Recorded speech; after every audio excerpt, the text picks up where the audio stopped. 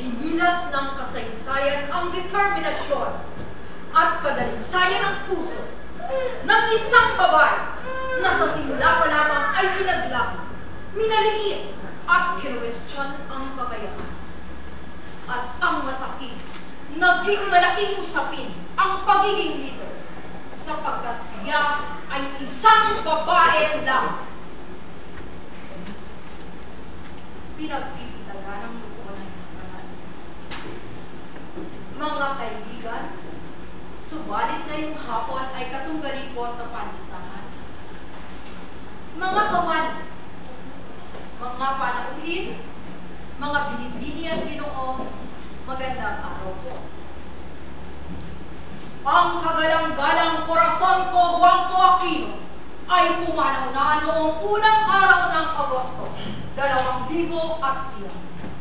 At kagyat na tinundukan ng krusan upang pangalagaan ang demokrasya at labanan ang anumang pagtatangkang supili ang kalayaan ng ating bayan. Parang apoy na kumalat sa buong Pilipinas ang pagluluksa. Libo-libong mamamayan, mahirap o mayaman, bata o matanda, babae o lalaki, malusog o may kapansan, ang matyaga at mahinahong pumila sa Lasal Green Hills at Katedral ng Maynila upang masilayan sa huling pagkakataon at usalin ang salitang salamat sa labi ng itinuturing nilang bayan, ina, kapatid, kaagapay, kakampi, at tagapagtanggol. Habang ang ilang leader ng bansa ay naruwang sa Estados Unidos at nagsasaya, kumakain at umiinom sa mga mamahaling restaurant. Ano nga ba ang kaugnayan natin sa isang taong sa pangalan lamang natin nakilala? Ano nga ba ang kaugnayan natin sa isang balangya, palaging nakatitig, relihiyosa at modelo ng mga damit na kulay dilaw? Mga kababayan, malaki ang utang ng bawat isang mamamayan ng Pagbilao sa babaeng nakadilaw. Siya lamang ang tanging tao na naglakas loob at hamunin ang diktador sa isang snap election upang patunayan na wala ng kumpiyansa ang mga Pilipino sa liderato ng isang Marcos.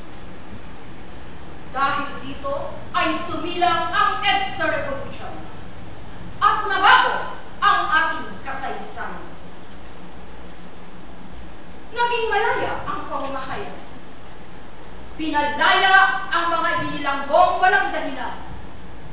Nawala ang mga umaabusong mga militar sa mga kanayunan. At ibinalik ang demokrasya ng ating bansa. At habang tinatamasa natin ang kalayaan ito, ay sama-sama nating bantayan ang bawat isa. Marahil ay hindi naman mahirap gawin ang payat na pamumuhay, pananalig sa may kapal, at kalinisan ng paglilingkod, anumang sektor ang ating kinabibilangan. At sa ika-270 na pagdiriwang ng pagkakatatag ng bayan ng Pagbilao, ay sama-sama nating bantayan ang demokrasya.